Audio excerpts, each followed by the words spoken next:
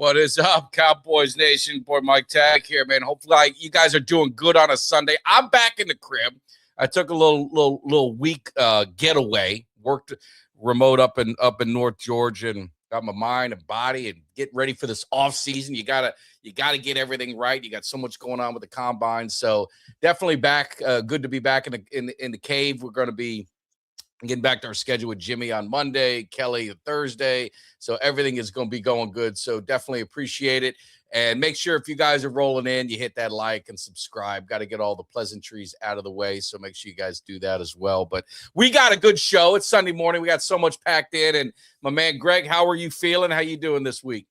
Doing good. What's up, Cuts? I see y'all out there. Doing good, man. Just we can all say in Florida, even though they don't announce it officially, we can all say in Florida, winter is officially done. So all our weather for the next 30 days is going to be in the 70s and then later in the 80s. But we have pollen. The pollen has started. We got to deal with the dust. But other than that, I can't ask for anything else. Yeah. I'm happy. I'm doing fine.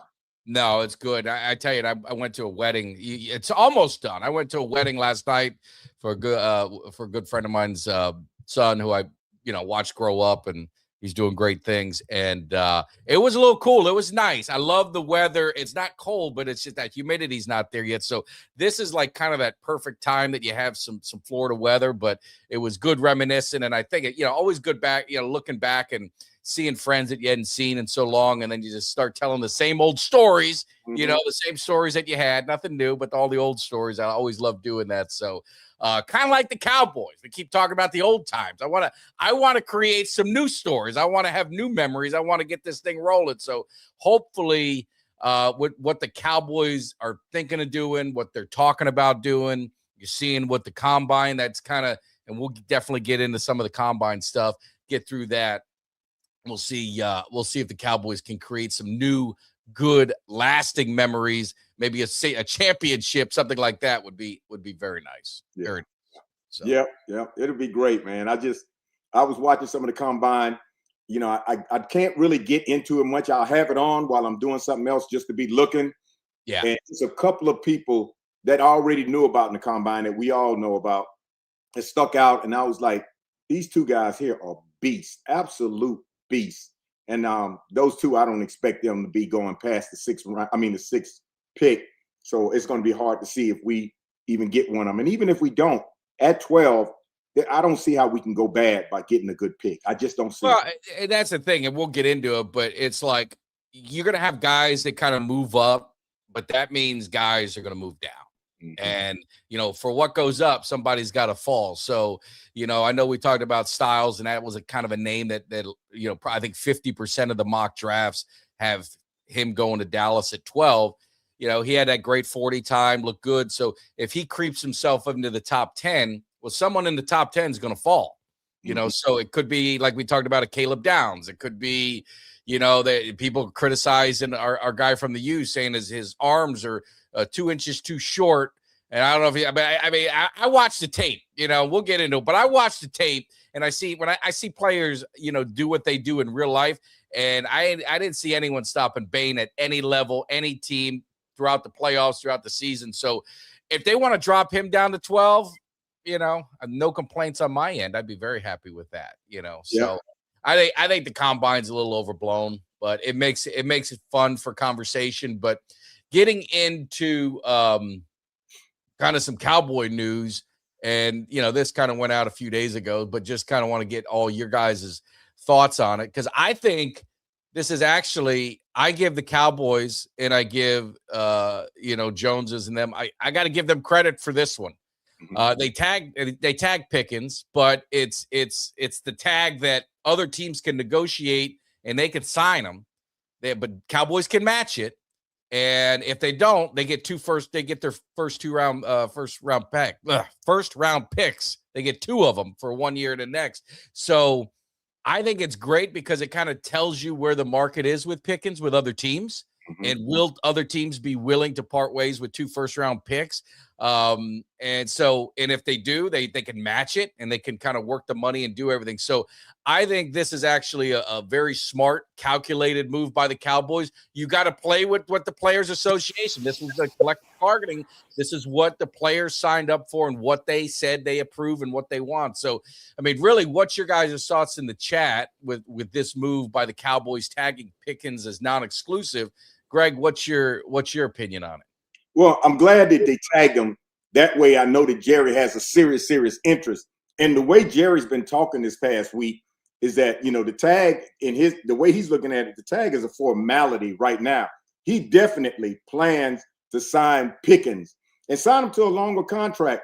And Pickens, according to Steven and Jerry, Pickens is excited about staying as a Cowboy. Yeah. So it looks like they'll be able to get some kind of deal done.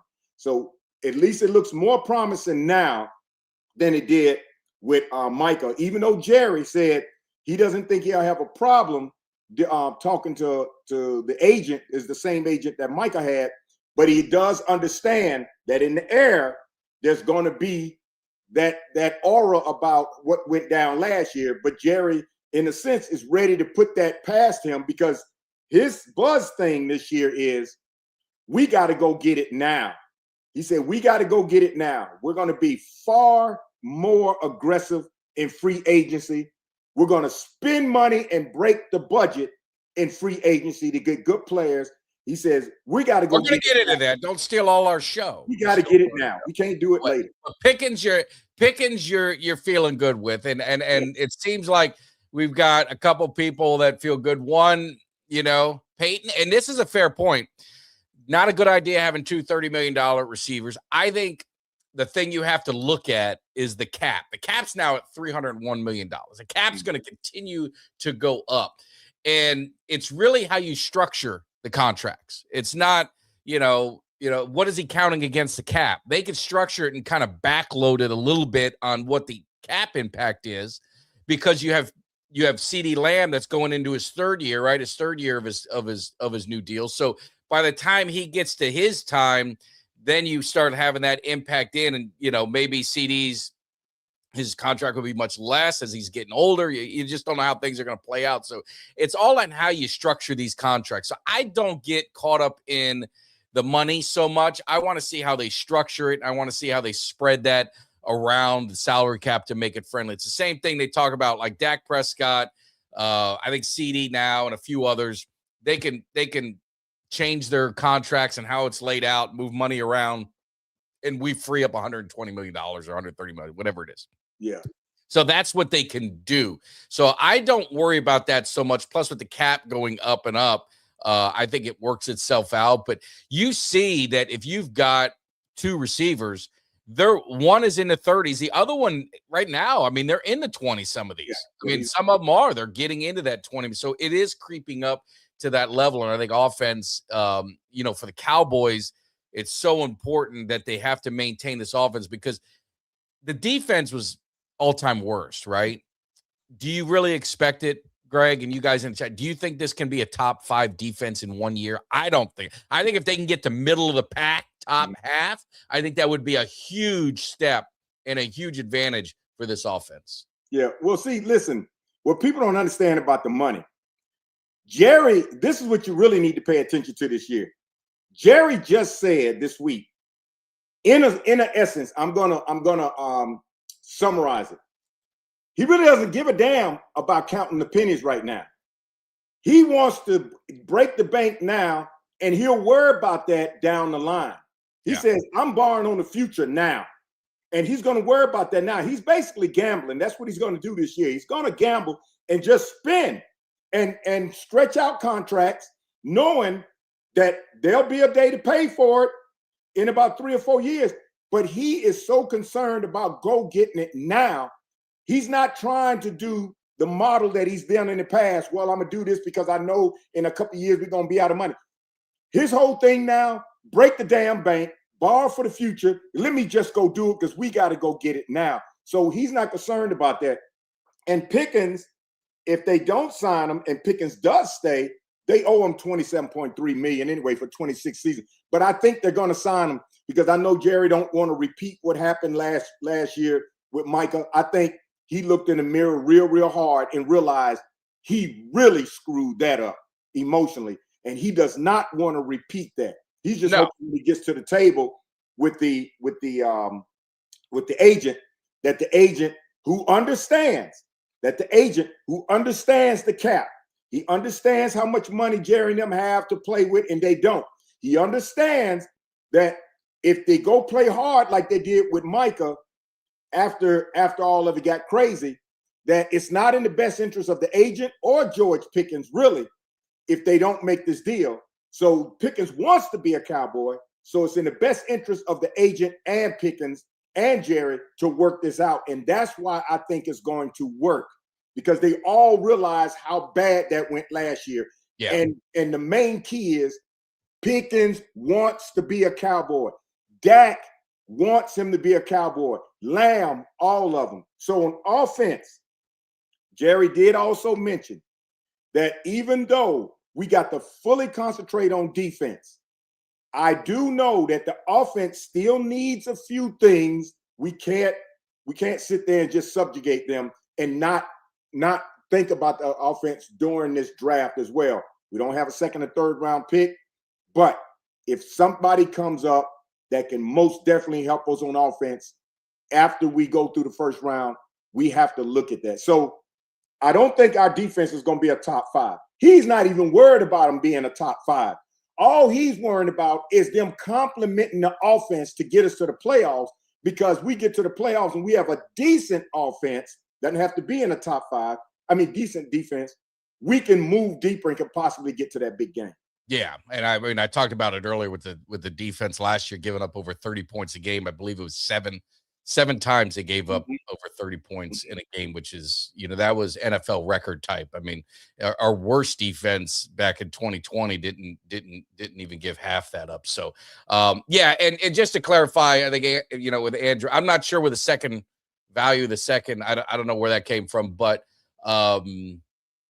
if someone wants to sign him and they sign him away, we have the right to match it. If we don't match it, that team has to give up 2 first-round picks. So that's what I know. Now, maybe before they were talking about second round, if they didn't tag him and he left and that was the compensatory pick that they get. I mean, that's usually pretty different.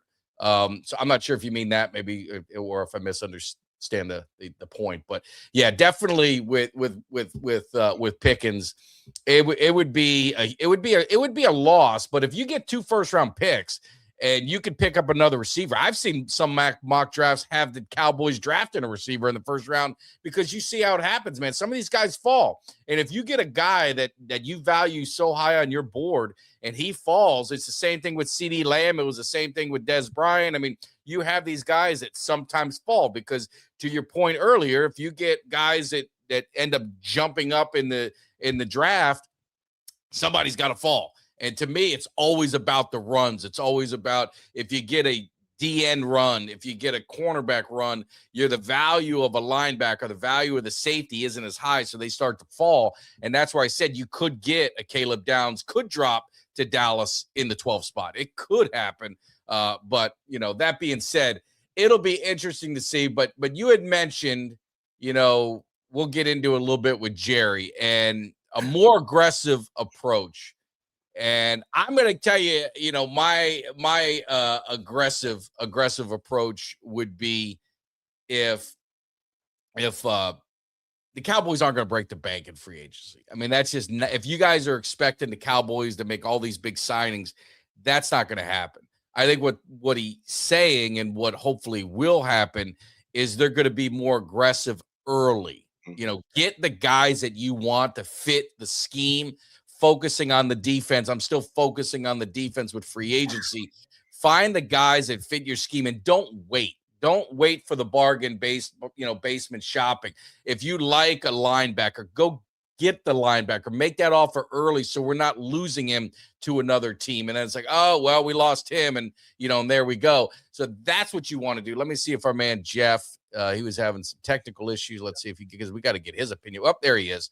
Jeff, you there? I can hear you. All right, There we we're go. good now. We're good All now. right. So Appreciate it. Whew. glad you were getting technical difficulties sometimes. I mean, that just happens. So I appreciate you working through it and getting it there. But we're talking about before we start, let's just finish with you with the Pickens. So they do a non-exclusive tag. I just want to get your opinions real quick. We kind of talked about it. I think a very smart move by the Cowboys. I think it's actually, one of the better business moves they made because they can kind of see where the market's at with, see if a team's willing to give up the picks to sign him, and they can match any offer. So it kind of, I thought it was a great move by Dallas organization. What's your quick thoughts on it? I agree. That's a win-win. Obviously, to keep our offense moving in the right direction, we want to keep Pickens in place. But if someone has to come in and pay all those assets for us, that helps us build now and helps us build for the future. So I'm good either way. Only thing I'm not good with is keeping him on the franchise for the duration of the season. Yeah, I agree. Yeah. You don't want to be healthy. You don't want it to drag out. And then while I got you, let me fix my little camera there. While I got you both too, before we jump to Jerry, the whole Brandon Aubrey, and some people said it wasn't factual. Look, I'm just going to go on record and say, man, if Adam Schefter messages stuff, I don't know a time he's been wrong. And that's very rare. So maybe he is wrong. Maybe he's not. Maybe he didn't ask for $10 million. The Joneses said they offered him highest paid for a kicker, which would put you in that $6.5, $7 million range. I find it just crazy to me that the kicker makes more than a starting running back, but it's the world I guess we live in today in the NFL. But would you either one of you guys, I'll start with you, Jeff. I mean, would you pay Aubrey well above, and you guys in the chat, would you pay him well above top, or is there a ceiling? And hey, if he's got to walk, he's got to walk. We can, kicking is just changed. There's a lot of, we think Brandon Aubrey's the best, and there's no doubt about it, but he was 85%. It wasn't like he was 100% kicker, and he made huge kicks for us, but a lot of other kickers did. And the times have changed, and these guys have those legs, and they're hitting all the big field goals. So what's your thoughts, Jeff? And wrap it up, Greg. Yeah, I'm not paying $10 million. Sorry. I thought 6 was high for a kicker. I heard 7.5, and I'm like, okay, maybe we negotiate somewhere between 6 and 7.5. But I felt like 7.5 was high. Yeah. 10, I don't think anyone's going to pay that. So for me, there's a reason why kickers are usually always picked in the last round of fantasy football drafts. And I hate to equate the two, but because the point difference overall through a course of a season when it comes to kickers between your best and your worst is not substantial enough. So for me, it's the same thing. I can't, paying $6 million is a lot. And I love him. I think he's best player on our team, but for that position, for the amount of points between what he gets and the amount of points an average kicker is going to get, I don't know. I agree with that. $7 million. I'm okay. Yeah. Let me tell you. Let me ask you. I just want to ask Jeff real quick because he played semi-pro, I believe, soccer, and you got a big side. You got. Are you kicking yourself? You didn't do what he did and figure out how to kick football. Man, I should have been. Actually, my ego. I wouldn't have been able to just be a kicker. Like I'm gonna have to hit somebody, or I'm gonna have to get hit. So kick and hit. You want to be George Blanda? I'm just saying, hey. I got to be if I'm kicking, I got to be the gunner coming down because I'm trying to take somebody's head off at the same time. A lot of people don't know George Blanda was the kick all, do all. That was the man. But look, whether that 10 is true or not, and Aubrey came out and said, no, the story got twisted. It's all out of context. If 10 got thrown around, it was out of context. Listen, I think at the end of the day, Brandon Aubrey knows he's not going to get 10. Brandon Aubrey will settle for about 6.5, maybe 7. 6.5, maybe 7. And he'll still be our kicker. So Brandon Aubrey's going to get paid. He's going to take that money. Nobody else out there is going to say, come play with us for $10 million. And Brandon Aubrey wants to be a Dallas Cowboy. So I just think when the media got a hold of that, and we all realize now, I can tell Jeff, the car is outside in front by my mailbox, and the engine is running. Jeff can tell one other person, then it gets out in the media, He said the car is down the street in the cul-de-sac and is on fire. That's how the media takes stuff out of context. And what they report, what Aubrey and JJ were talking, I bet you the context took one swing, and by the time it got to the streets, it was a whole different neighborhood. I saw people online talking about Aubrey ought to be ashamed of himself. You can't take what you see in the streets as gold until you actually hear it from the horse's mouth. Aubrey, as far as I'm concerned, is a dead issue. He will sign. It'll be right where he'll be the highest paid kicker, even if it's just a couple of $1 or $2 million more than the next one.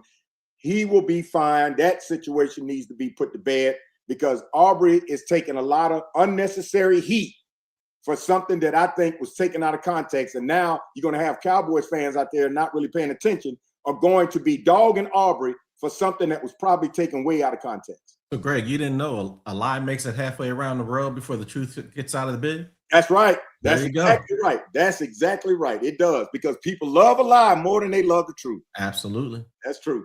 Yeah. No, hey, Mike, let me ask you this. Yeah. Because I was watching Wilbon and Kornheiser the other day. And Kornheiser said, how about making 60-plus yard field goals 4 points? Yeah, I saw that. Right. But he said, but if you miss, it's minus 1 point. Yeah, I saw that. I don't think I'm not a gimmick football guy. I'm not either, but I found it interesting. I can't stand the kickoffs either. I do think they should tweak something, because when you can just, all these kickers are doing it. Not just Aubrey, but 50-yard field goals are just, that's normal. That's what used to be a 35-yard field goal. Remember, I'm watching old highlights and NFL films and stuff, and it was, if you were in the 45 range, that was a major kick. I was like, man, if he makes a third of those, he's an all-pro. I don't know if they need to, close the goalpost. I don't know what that, but I think they need to make it I think they need to make it a little bit more challenging for these kickers. I don't know. Just my own opinion. I hate to see kicking and field goals decide football games. I don't know. Maybe that's just the old school in me. I want it to be settled by the real skill players on the field that are battling for 60 minutes. Yeah, I don't care. I like it that they can kick 60, almost 70-yard field goals, especially when Dallas does it. But here's the thing.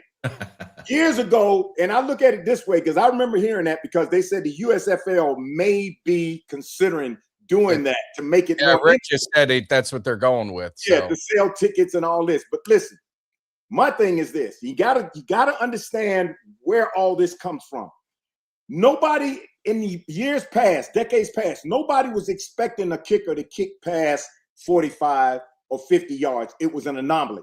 So kickers weren't even trying to kick that far. In college, in high school, nobody was giving them routine options to kick that far. Concentrate on this distance and that's it. Somewhere along the line, people and social media, somewhere along the line, people start getting out there who can kick and showing they can kick the ball 60 yards. They can kick it 65 yards. Then next thing you know, somebody gets somebody in training camp who can kick that far, and all of a sudden that person's highlighted. Next thing you know, this is a game changer. Now teams will start looking for kickers who not just can kick 45 yards, who can kick further, because this team's got one, that team got one. Let's go find them. And now what does that do to people that kick? It made them start stopping and thinking, I don't need to worry about trying to kick 40 and 50 yards now. They got players that can kick 60. Let me go out here and practice kicking 60. When you practice something and you determine to do something out of the box for a while, eventually you get there. And what happens is it sets a trend. And that trend goes all the way back to high school now. From high school to college, you got kickers out there whose goal is to start out on the field and practice from 50 and 60 yards away. It's the Steph Curry syndrome. The trend is gone nationwide, worldwide. Now, because it's picked up, it's almost as if you can't kick 55-yard field goals, you may not even get an opportunity.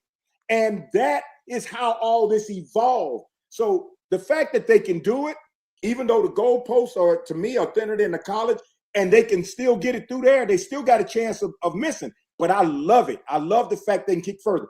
Now you wait. You wait till the first kick. I think one did it this year. You wait till the first kicker kicks a 70-yard field goal. When they kick a 70, watch the strategy of teams that have kickers that can do that if they're down enough to where they need a field goal, and all they need to do now is get an onside kick. You watch somebody try it. Well, and I would just say this and get your thoughts, Jeff, is like what bothers me probably more is it's not really the field goal kickers, it's the kickoff. Because now it's pretty much like you might get the ball at the 40-yard. I mean, you would just need 10 yards. I mean, so where's the competitiveness and where's that? So I think they may want to think about going back to the original. Now, if you return a kickoff and you earned it. But now it's like if the kicker flubs one because he's got to be so precise in where he's kicking it, you end up on the 40-yard line. And now it's like, get a first down and field goal. I mean, we've seen it. So I don't know if, I think they need to find some balance with it. I don't hate the kickers kicking so far. I just think I need to see the offenses need to do a little bit more than one first down to be able to get some points. Well, you never know. And here's the only thing I'd also say. We sit here and say nobody's going to take him for $10 million a year. But the Raiders are out there, right? They did draft Sebastian Janikowski, where everyone was like, wow. So you never know. All it does is take one team to do something that everyone's going to scratch their head and say, yeah, they do that. And you get a second-round pick. If my memory right, he's a restricted, so we would get a second-round pick. I'd take it. Wouldn't you? I mean, would you take it anything over your line? I mean, if someone offered him 8, would you sacrifice? I would. I mean, I would. I would take that second round pick.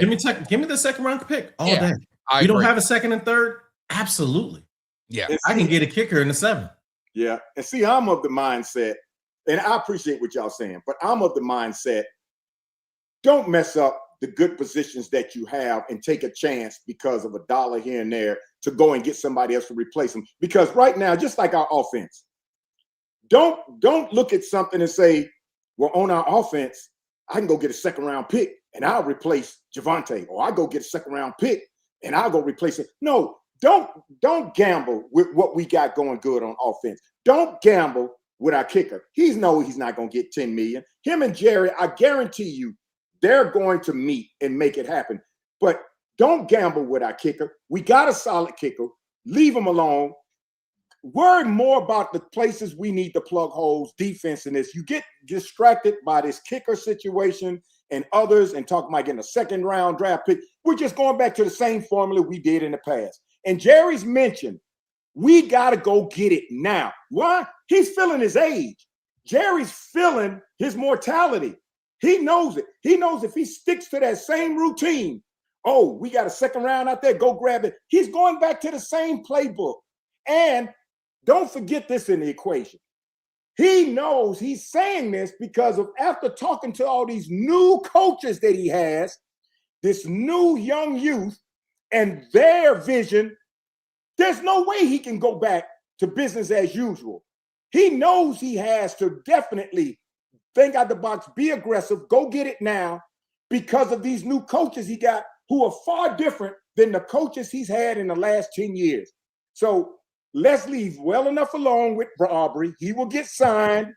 Let's leave the offensive alone where it is. Don't be messing that up with Pickens and 2 first-round picks because there is no other Pickens in a first-round pick to keep the defense on their toes when they know they got 2 bookends instead of 1 and a maybe. Let's leave that alone. Let's move forward and focus on the defense that we need to work on. All right. Well, we're gonna let's focus on. But I would just say, I mean, I remember a time Dan Bailey was the most unbelievable kicker, and then he got the yips. I remember a time that we had the kicker, then he couldn't make an extra point and pretty much was destroying us in the playoffs and that kind of stuff. So, I mean, kickers are everything's up here. So I'm always leery of giving a kicker some huge contract for a lot of years because Mike Vanderjagt, remember we signed him for all that money. It was going to be the great thing for us. And he couldn't kick anything. That was after I'm just saying kickers are very temperamental. It's all a lot in their head. So I'm just saying, I'm not breaking the bank on a kicker. That's just me. That's just me. Mike, he's not going to break the bank. But look, wait, I'll say this: $7 million 5 years. I'll say this and drop the mic. I'll say this and drop the mic. Adam Vinatieri. Yeah, Adam Vinatieri was two team Super Bowls. 2 teams Super Bowls. So he was the reason they won the Super Bowls? No, but his consistency with those teams. He wasn't a top 5 Adam kicker. Vinatieri He was not a top 5 kicker in all his years. He was a top 5 kicker twice in all his years. Did he win the Super Bowl against the Panthers? Oh, I thought Brady and the defense had something to do with that. Maybe I'm wrong. I mean, are we really to a point where we're going to give kickers like someone said? Oh, well, Aubrey won the game for the Cowboys, yeah. I mean, yeah, he's important, but let's not minimize Dak Prescott, CeeDee Lamb, and all these other guys. I mean, let's not minimize that. My point is Jerry and Aubrey. That situation is not way up here where everybody say it is. It's not. Aubrey's going to get his money, but it's not like we're trying to, like Aubrey's asked for $20 million. Leave Aubrey alone. Aubrey, I got you. Jerry, you and Jerry already know the real truth behind this and the fact that you ain't trying to break the bank. You and Jerry know. You and Jerry going to settle this. You'll be an afterthought when it comes to this conversation. You're going to be our kicker, Aubrey. We need you. And I know you and Jerry going to work this out, and Jerry's going to be able to do everything else he needs to do. All right, go ahead, Jeff. Final. All I'm going to say is this isn't monopoly money. So if I pay a kicker $7.5 million instead of $2 million, that's $5 million. I'm out $5 million that I could use for a linebacker, for a corner, for a safety, which we said we need to focus on this year. The drop off between Aubrey and a mid kicker is not as substantial as you think it is. Yeah,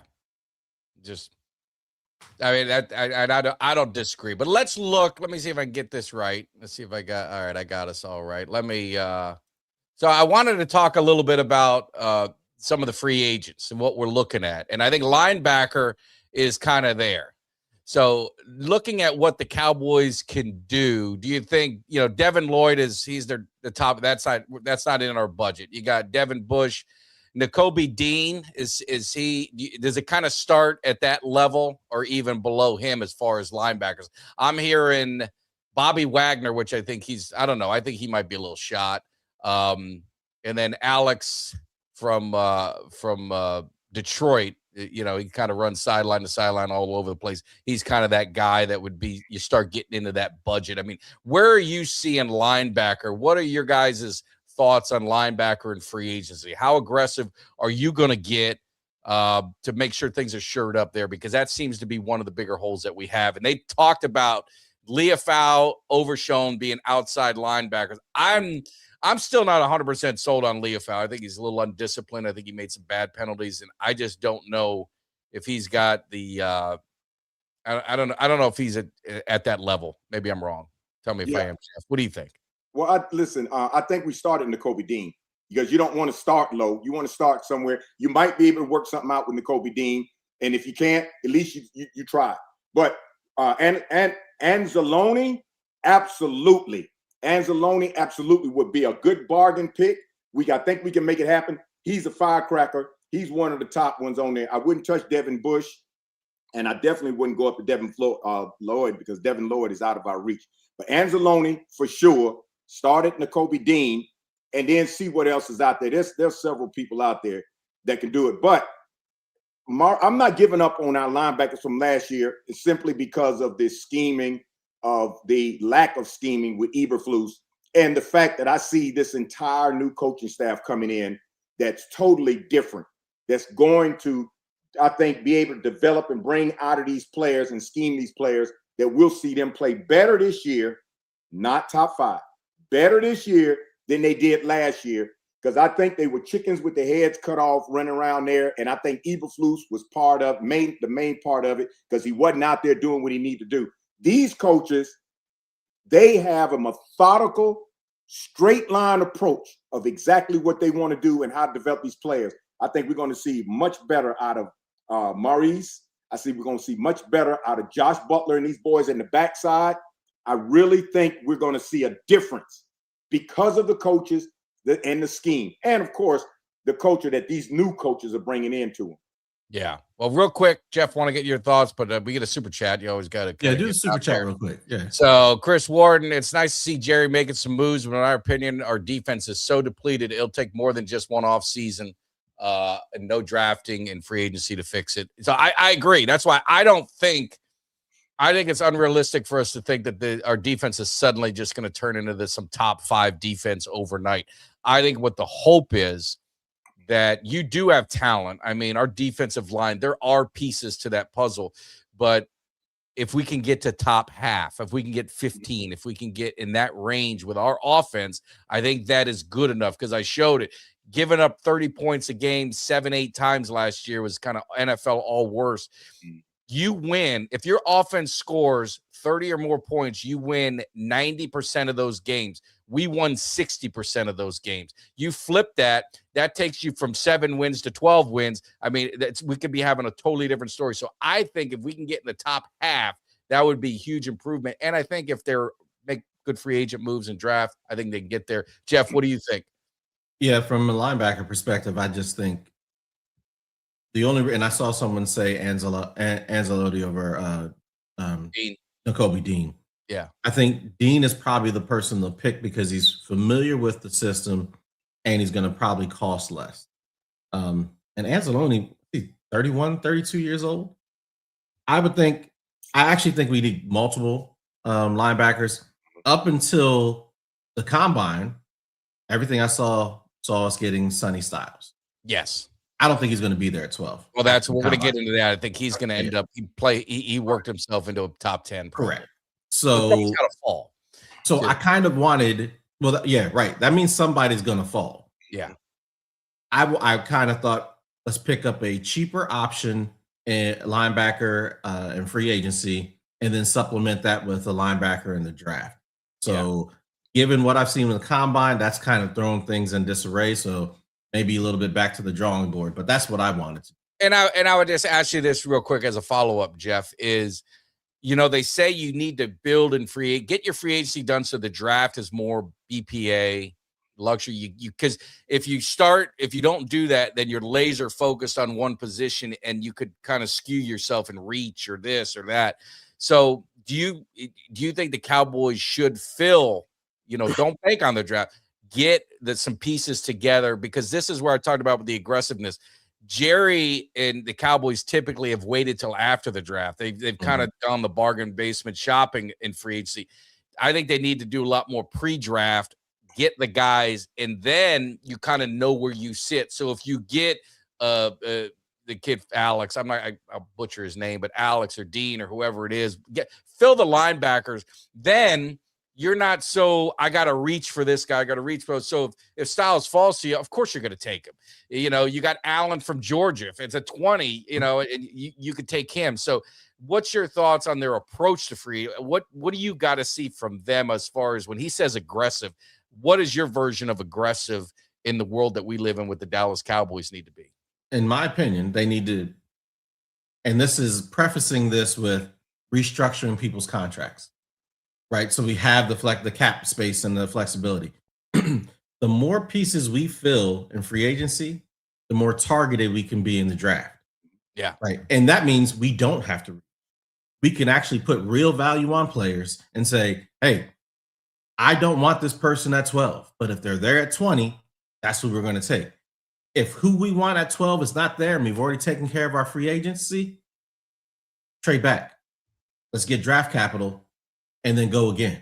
But don't put ourselves in a situation where you don't do anything. So we're so desperate during the draft to get anything and everything. So be proactive, be targeted on the free agents that you want, and then you can be really specific about what you want in the draft.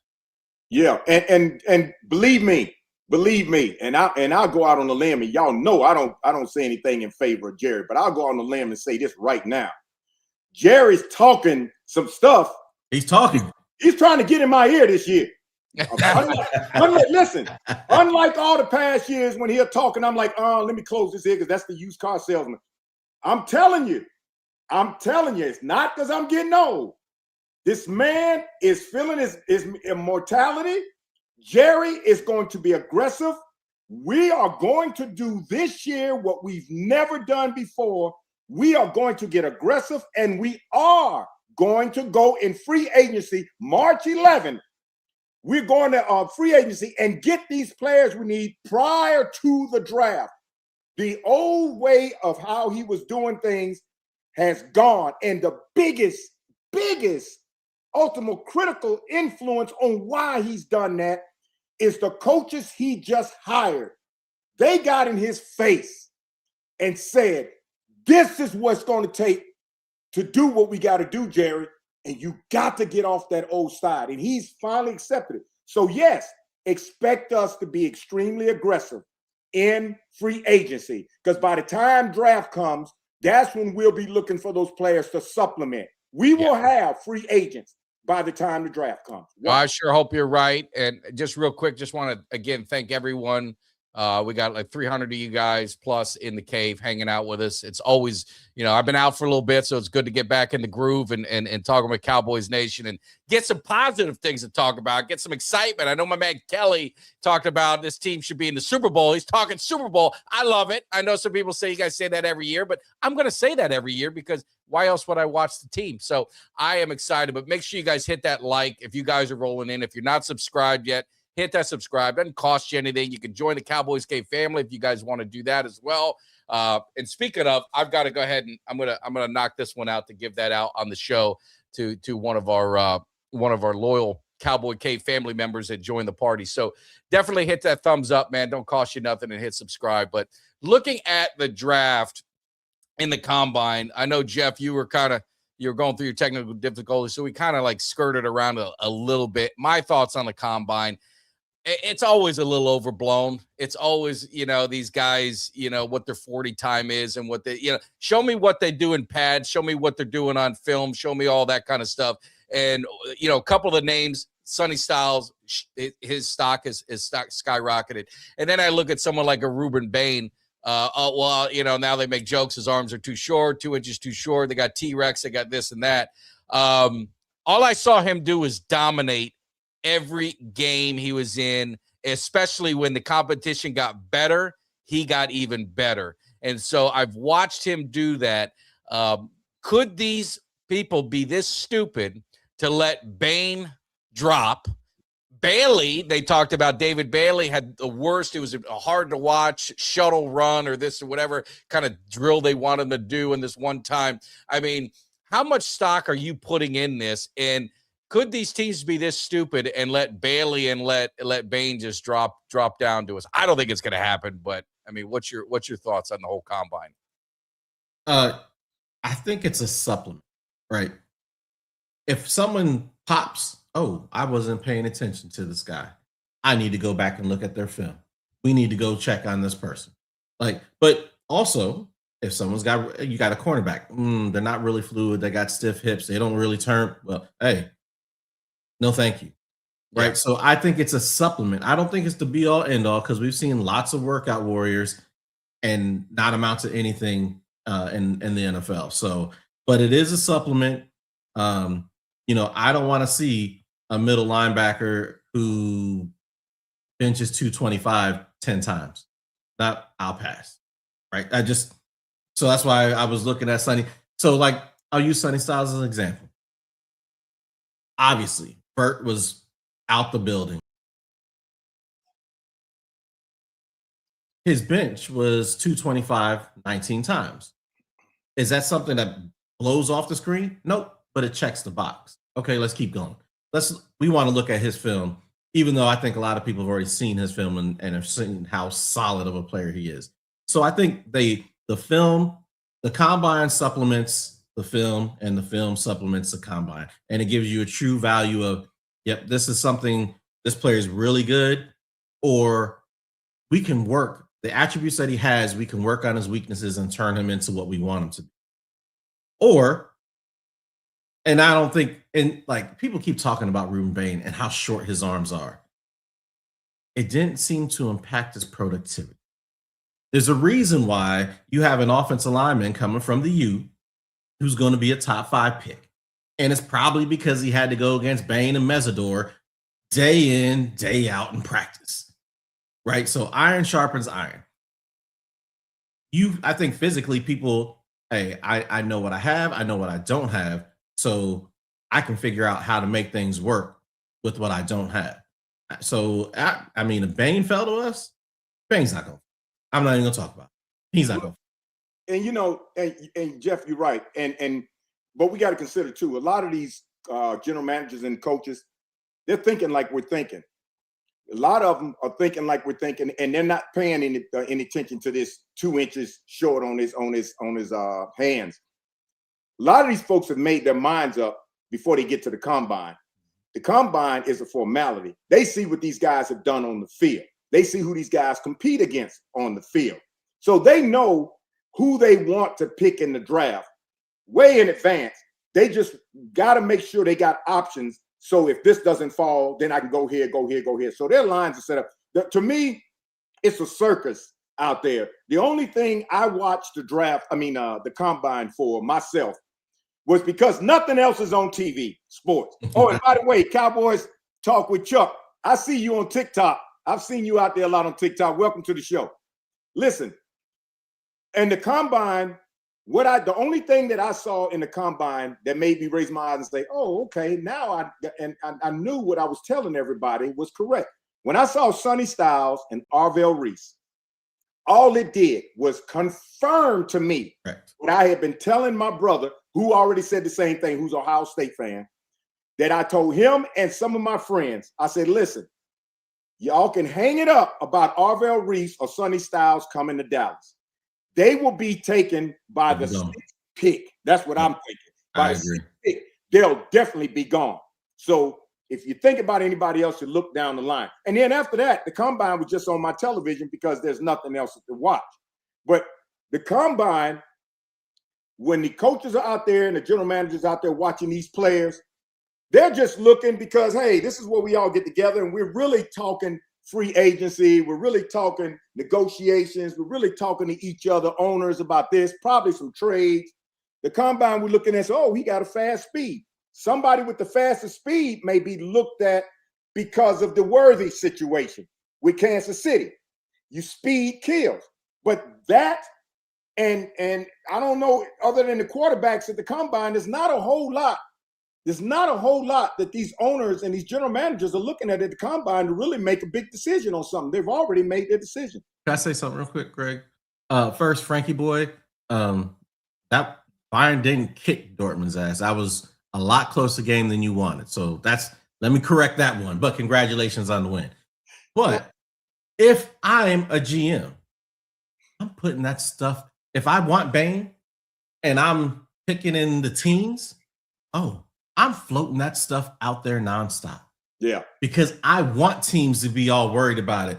Ooh, he's got short arms. There's a problem. I'm just trying to devalue him so it costs me less to go get him. Mm-hmm. Mm-hmm. That's how you play the game. I'm not playing fair. I'm playing to win.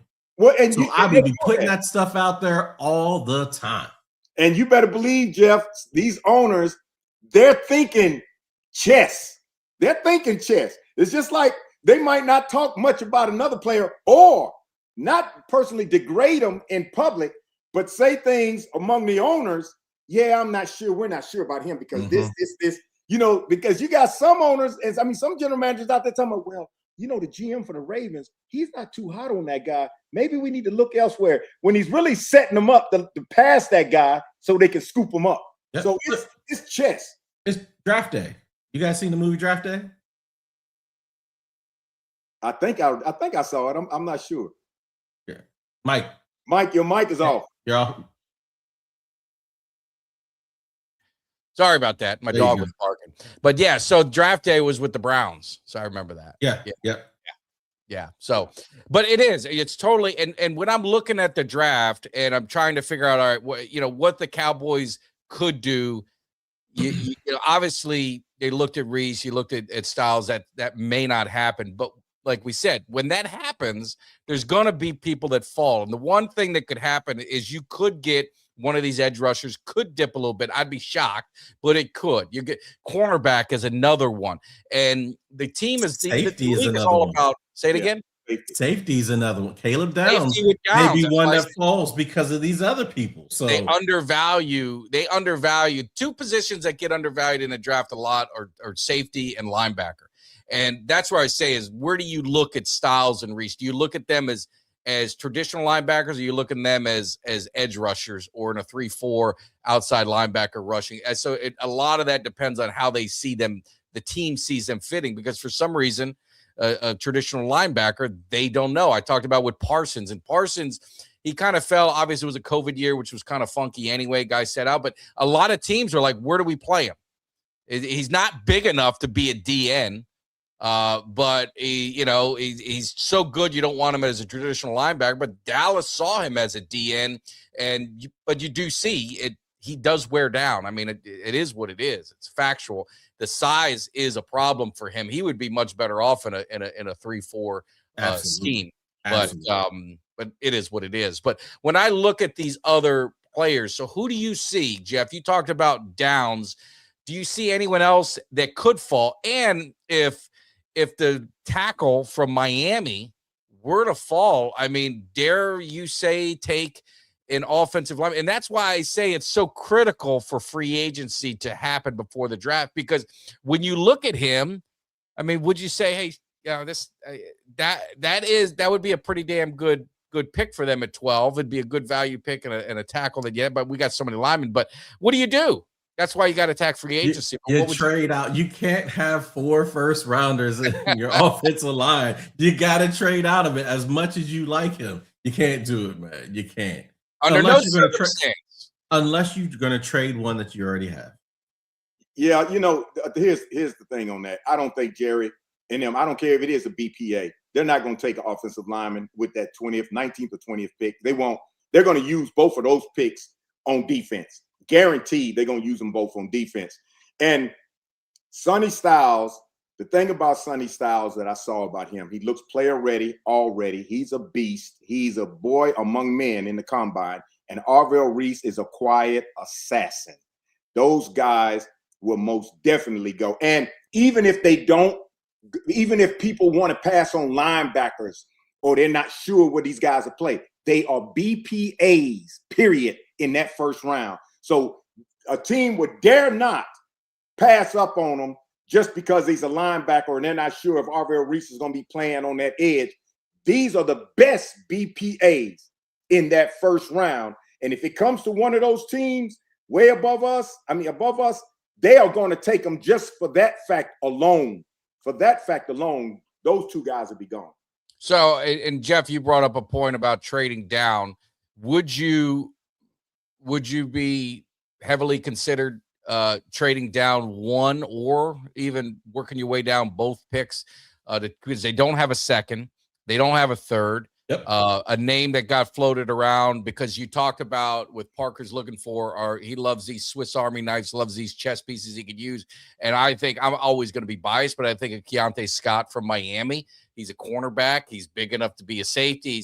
He was used all over the place in Miami. Do you see the Cowboys maybe trying to get a little bit more capital in draft to get more pieces in place this year through the draft? Because if they stick with their first two, they got to wait a long time there. I mean, you're in the 4th round before you're picking again. Yeah, for me, I think that's why it's so critically important that we do what we need to do in free. Mm-hmm. Because we can be specific in our approach during the draft. And then we have the option and the ability. This is what we want is not here. Let's trade out of it and get draft capital. I hope we stick with the 12th pick. Yeah. Unless we drop maybe 1 or 2 places to acquire something. But the 20th pick, I'm okay with dropping 5-6 spots to get another second or a third, because again, we don't have that draft capital. So would you drop out of the, like, I agree with you on the first one. I would not fall too far down because I think you do want a premium player, and I think and there's a drop off. You don't get in that position often to be able to draft that high. But on the 20th, would you be okay dropping all the way out of the first round to pick up second and third, or do something, whatever the value is for that? Would you be open to just having one first round pick and dropping out? Yep, that'd be a normal for me. That's a normal year. So I'd give up the 20th especially if we got a second or third from a team that's picking in top 10 of each round. No problem. But see, and I agree under this circumstance, for me, and only under this circumstance. That's why I say it's critical. And Jerry and him, because him being aggressive, he knows I have to be so aggressive and make the quality free agent picks. Because if I do that, part of my strategy for doing that, which I'm sure you're thinking, part of his strategy for trying to be so aggressive and so precise in free agency, because he wants to use that 20th pick to get something in the first half of the second round, at least. He wants to. He knows there's a big void after that first round to go to the next pick. And I think Jerry is sitting there thinking, and the coaches and Shotty are saying, listen, those two picks are so valuable, but we don't have anything where the real meat and potatoes of players and aggressiveness and the hungry players come in the second and third rounds. That's why we have got to go in this free agency, and we got to go in there with a science. And let's go out there and surgically get these free agents we need, because now we're definitely going to use that 12th pick. But when we get to that 20th pick, we can look at it and say, look what we did in free agency. Now we can use that 20th pick and get some teams to offer up something. And then pick in that first half of that second round, even if they give us a first half of the second round and the first half of the third round pick. Now we are brilliant, because those two picks are key for us. The 20th pick is the most valuable pick for us in this draft, because it gives us leverage if we do heavy lifting in a free agency. That 20th pick is going to be far more valuable than that 12th pick if we do the right thing in free agency. No, I agree 100%. I think they just got to look at it. And again, what they do in free agency is going to play out a lot of what the draft is going to be. But there's some good players in that second and third round that could really fit and be those, blue collar guys that we need. So it's going to be interesting. I just got to get someone from Miami on the team. I'm getting sick of not having Canes on this team. It's really becoming annoying to me. And then I'm seeing, our Mesidor to the Eagles and that would actually sicken me. So I need to make sure that we get some Canes over here on this team and get this mind right, get that psyche right. And it's going to be exciting. But I do want to tell you guys again, thank you for everyone who's hanging in the cave, who's been chilling with us. Definitely appreciate it. Means a lot.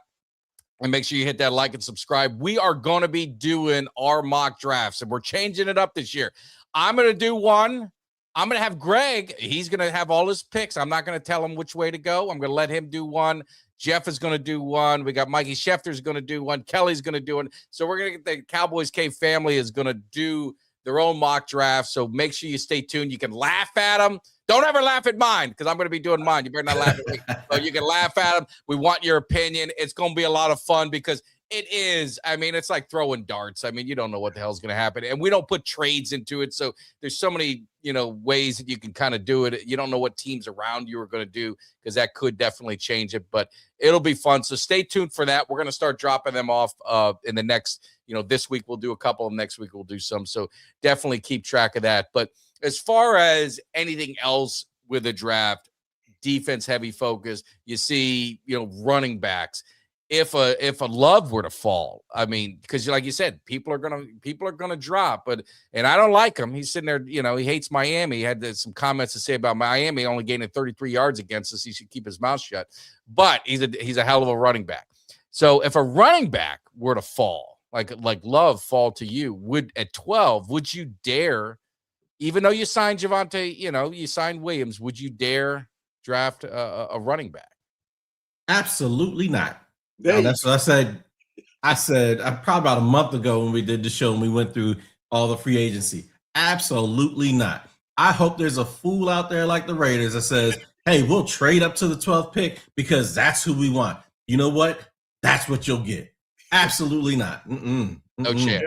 No chance. I wouldn't either. Love hates Miami because Notre Dame always hates Miami. They always have. They always have. And every time we beat, and they haven't beaten us in so long, that's why. It could be any other team. He wouldn't say nothing, but it's Miami. But no, I'll look at Love and say, well, somebody else can love them because we don't love them that much. We don't need them. At least stick where we need to stick to. Get that 12th pick, get that defensive player, get that free agency out the way so we feel real good about it. Take that 20th and say, I got a carrot. I got a carrot the rest of you teams. What you gonna do? Offense isn't the problem. That's so right. I would say this: if Tate falls into 12, or Jordan Tyson's name's been dropping it, if he's at 20, if there's a receiver. So I just want to get out of the way. No offense for you guys in the first round. Jeff, are you saying that is anyone, is all offense off the table? Or if one of these premier guys fall, because like you said, Styles is going up, Reese is going up, I'm looking in the top 10, someone's got to fall. There can be some circumstances where it makes sense that you got to get somebody, right? If, say, Pickens says, I want 37 a year, and you know you're not going to be able to get that deal done. Well, now you're going to have to change your strategy, right? So there is a time that could happen, but All things being equal, our defense is where our draft capital needs to go, and our free agent money needs to go. Yeah. So, got a question from D Saturday Night for you guys.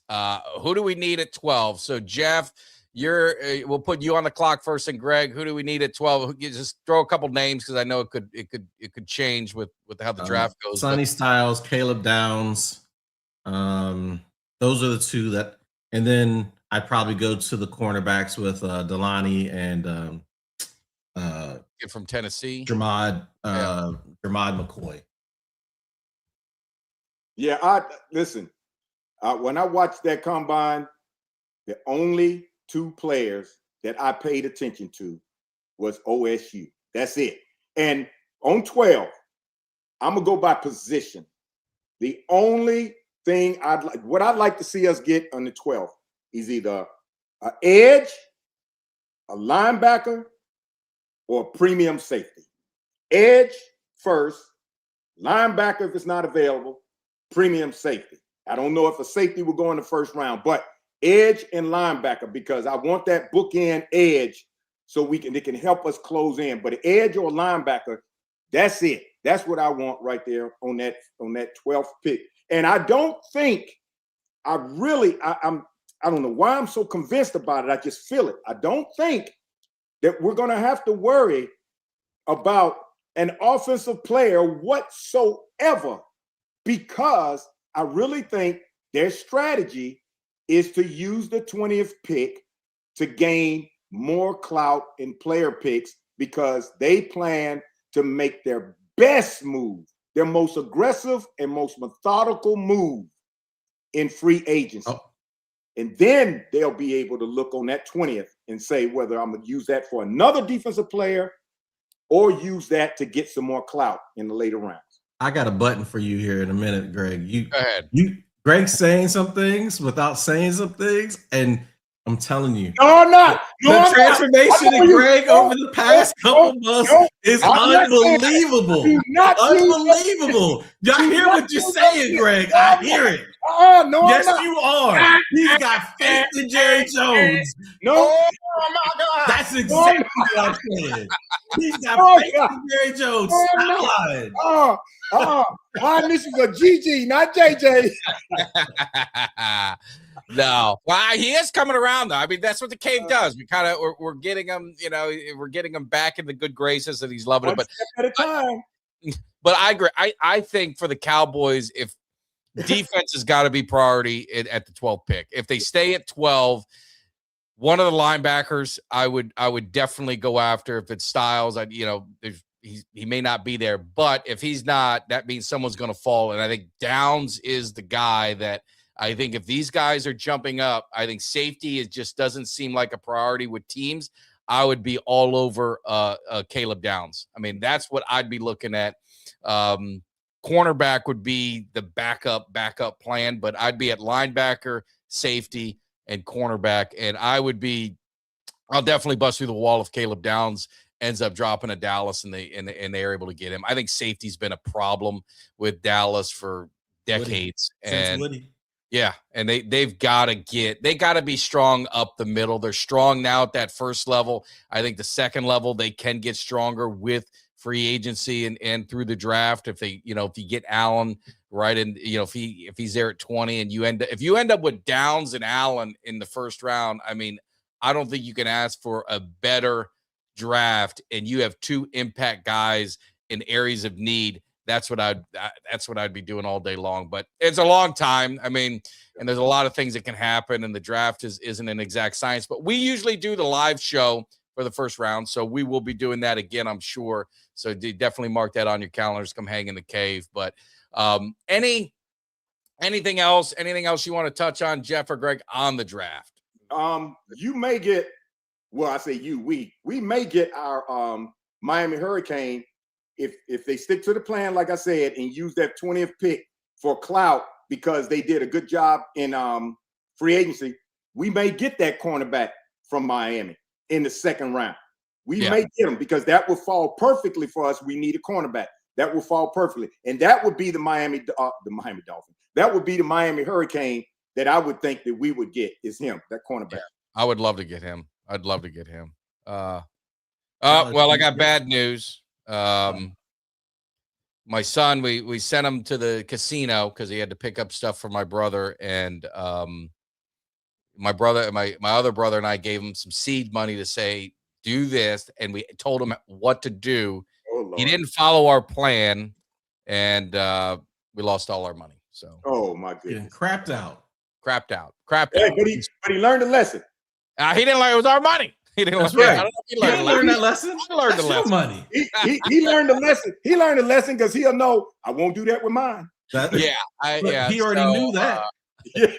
So all the money went bye-bye. He did, but it's our own fault, and I blame my brother Danny because he was supposed to go to the casino, and he will not leave a 3-mile radius of where he lives. So my son was going there to pick up something for our other brother. So he gave him the money and said, place this bet, do this, and he didn't follow the instruction.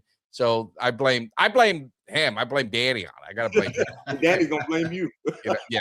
No, he's blaming my kid. He's blaming my kid, which I'm not gonna do that. But no. So just wrapping up the show. I know we talked a little free agency. We talked a little bit about the draft and obviously the Pickens and all that kind of stuff going on. But how are you feeling about the Cowboys? We're going into offseason. You're listening to Jerry. Now, I want to preface this by, Jerry said all in last year. Let's not forget what was said last year. And all in really didn't happen, like I think a lot of us thought. But what's your gut feeling on how you think this offseason is going to go for the Cowboys? Do you guys think it's a positive one? Are we going to see same as usual? Or are you seeing this all lip service and we're going to be probably not as good as we were last year? Jeff, I'll start with you. Man. You got everything that's lining up. We got the coaching staff. We have new people in. There's so many positives to take away from what's taken place so far. I guess I'm just kind of waiting because I've seen Jerry's behaviors over the past 20 years that he's going to fall back into the status quo and do the dumb things that he's done season after season after season. Waiting to the last minute to sign Dak, costing us $10 million. Waiting to the last minute to sign CD, things of that nature. When we've talked about this, if you're proactive now, the amount of money that you can make available, where we can be intentional in the free agent market and then be very specific and aim for the quality players that we want in the draft, not just the quality. Someone had mentioned that in the comment section earlier. Yeah. So we got 10 days. So I am I'm quietly optimistic. How about that? I'm quietly optimistic. And I'm hoping that Jerry doesn't go and break my heart by standing pat, sitting on his hands, and not going to get things done. Yeah, I'm very cautiously optimistic. Oh boy. Because so far, like I was saying, the last couple of shows, so far, things seem now, don't push the button. Things seem to be lining up differently according to the confession he made during the season. And then what he made last week. And mainly, I'm cautiously optimistic because of this entire new coaching staff who's coming in, no association with the Cowboys in a sense, and coming in totally different and aggressive and focused. I'm cautiously optimistic. I'm taking it step by step. So far, where we are now, it's in line with the confession he made. Now, if he goes the next step, which is aggressive free agency in 10 days, if he meets that timeline, I'm like, okay. Then the next one is the draft. And then after the draft, Pickens. If all three of those line up, then I know for an instance, he has changed a new leaf.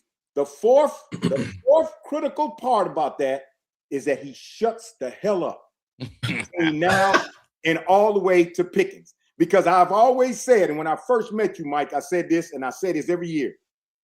In my existence of Jerry Jones being the owner of the Cowboys, every year he's done one thing to sabotage the team's success. One thing that I always can mark to say he's sabotaging the team's success or potentially sabotaging.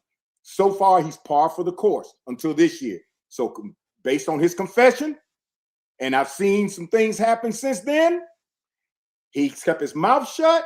And then what he said this week, going into free agency, if he sticks to it, draft, and then the Pickens signing, then my cautious optimism would turn to optimism. Jerry's already chirping though. Jerry has never seen a microphone that he didn't like. But I think but Jeff, I really think that these new coaches and that staff that's built has done something, and his mortality has done something to him and what he's seeing and hearing from these coaches that he realizes he can't do what he did in the past because he will sabotage this entire coaching staff. And so can I ask, Mike, I'm going to ask you a question based on what Greg just said. Because he said if he's aggressive in free agency, what does that look like to you, Mike?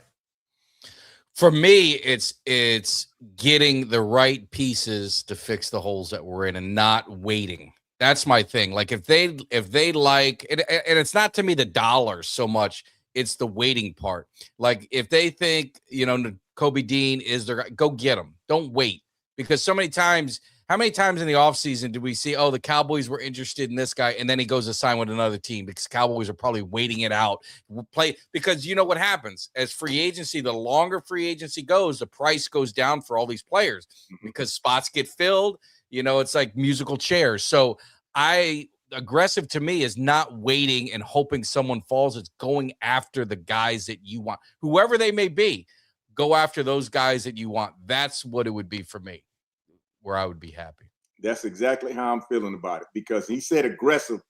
That doesn't mean just go get some people.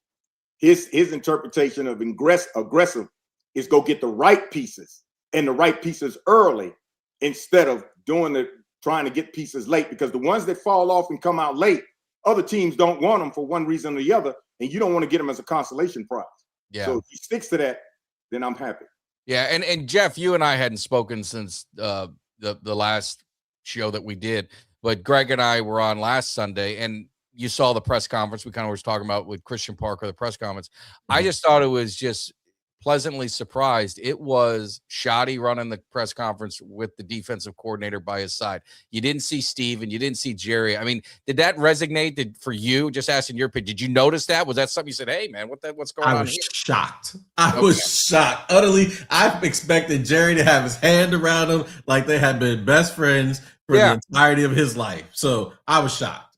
So that made me kind of like, all right, well, maybe they're letting Shoddy kind of be the face and let him do the job as a head coach and let him, introduce his guy. You know what I mean? He went out and searched, and that was one, he kept talking about that was someone who was on his radar and this and that. And they did a lot of interviews and they went through the process. And because typically the way the press conferences work, and you guys know this, they all come out there. Jerry talks for about 75-80%. Then you have Steven will chime in for 5%.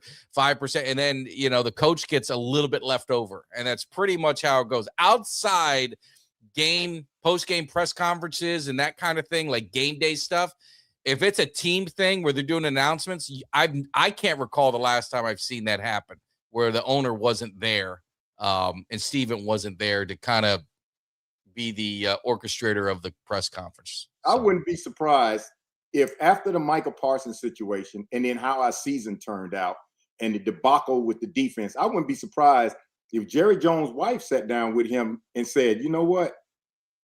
You have hit rock bottom with your attitude and how you're managing this team. You finally have to get with it. Baby, you are getting old and you are getting senile. You need to properly delegate. Let this go. Let them run it for themselves. What's the worst that can happen if you let the reins go for one season? What's the worst that can happen?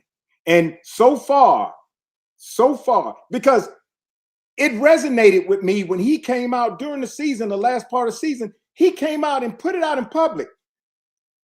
The problem with the Dallas Cowboys is, he didn't say horrific, but I used the term, horrific mismanagement. He spoke of himself. He literally laid on the sword and told the world, I messed this up. He didn't use and it was a no. He didn't. You interpreted it that way. That he didn't say that.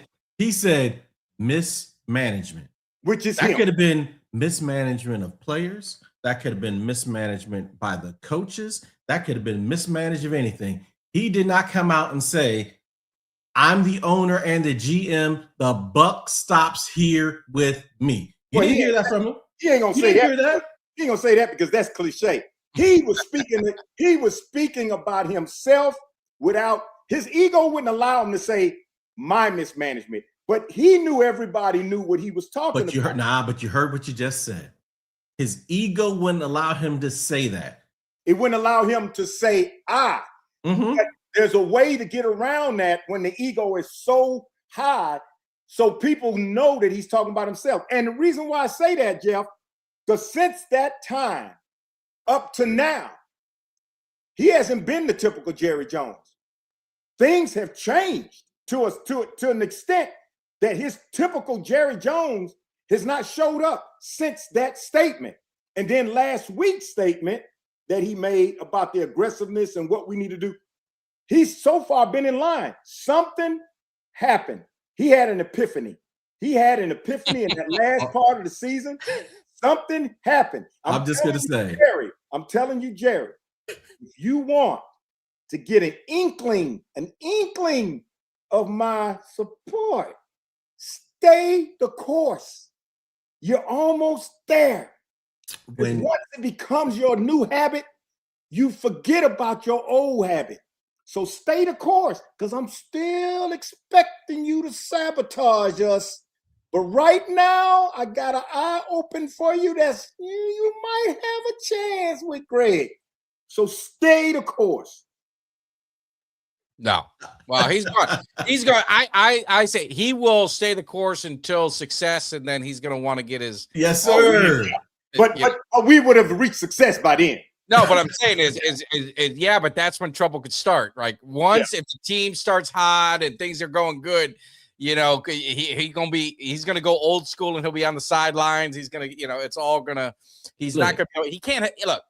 I love Jerry as the owner. He can't help himself. I mean, that's just the way it is. I mean, we So, all when you are contrite, when you are contrite about a situation, like you humble yourself completely. Mm-hmm. Yeah. That ego is nowhere to be found.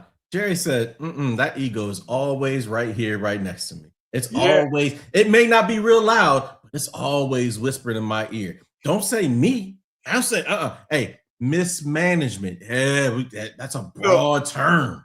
Mike, so what you saying is when success happens and the media is talking, when the media is talking to Dak saying, well, Dak, what do you think? Well, I think so-and-so, so-and-so. And then all of a sudden, Jerry going to bust in and talk about, well, let me tell you something. That's it. That's it. I did this. I mean, I love Jerry. I mean, I do. I don't give him all the blame as much as some other people do, because I still think players on the field got to be held accountable. But yeah, so that's the way it is. But hey, we've been kicking it with you guys for close to an hour and a half. I was just kind of looking at the numbers again. It was 2,000 on various platforms have been hanging with us throughout these shows. So definitely appreciate it. Sundays, you guys, I always thought when we do Sunday shows, I was like, who the hell wants to get up in the morning and talk football and probably hanging out all night and partying? But there are some people our age that kind of love that. And I was drawing stuff as we're going. So Andrew, hit me up. You are in the Cowboys Cave family. You're a part of it. So you are the winner of this photo. So on either message me on social media, Mike at cowboyscave.com. Get me your address, all that kind of good stuff. And I will get this out to you this week. Definitely appreciate it. And we'll do something else coming up soon. But I'm going to let all you guys enjoy your Sunday, a beautiful Sunday in Florida or wherever you guys are at. Definitely enjoy it. And like I said, we'll be back live on Monday, and then Kelly and I will be Thursday. So we're getting this going. But stay tuned. Why you want to have your alert bell is I will be dropping some videos this week of our mock drafts. And I'm going to do one. We're going to have Jeff, Greg, and the whole team. Each one, we're going to split them up. And I'm not going to kind of tell them what we're doing. So hopefully it'll be everyone's own style and own prediction of how it goes. And then we'll keep track of it. Now, I'll say I'm no draft guru, but I did pick the Cowboys to draft Revel in the draft. And I believe it was the second round is when I had him on my mock draft. And a lot of people laughed at me. And I ended up being right. So there's no exact science, but sometimes I can get it right. So we'll see. We're going to grade them afterwards during the live show. We're going to look back during the draft day and see who kind of did things right and who did things wrong. So definitely appreciate the love. Jeff, any final words for you this Sunday? Let's go Cowboys Nation. That's it. Yeah. And I apologize. I've got a beautiful gift I got from a university that I'm not I'm a Miami guy, but Wake Forest sent me a beautiful cup, one of good looking. I appreciate you. So I got me a beautiful mug. So I've got something for my coffee. I'm going to support Wake Forest soccer. There's no doubt about that. So I definitely got that. So I'm going to have that on my next show so I could show it off because it's a cool gift. And so Greg, any last words from you before we get rolling? Cowboys Nation, we 365 days a year. I don't care when football season's over. We still going to be talking about it. In Florida, I'm wearing short shirts today. Our winter is officially done for us in Florida. The rest of you guys, y'all got to get through it. That's why we live down here in sunny Florida, and all you snowbirds come down here. But Cowboys strong, baby. We on our way. And Jerry, if you can hear me somewhere in the Netherlands, stay the course, baby. Stay the course. Yes, absolutely. Definitely appreciate all the love. You guys enjoy yourself. It is off season, but we're going to get you through it. So make sure you hit that alert. Make sure you hit the like, subscribe on your way out. We still got a bunch of you guys hanging with us. So appreciate it. Thanks for everything. You guys enjoy your Sunday. We'll see you. Give me somebody that's hungry. Give me somebody that's hungry. I need somebody.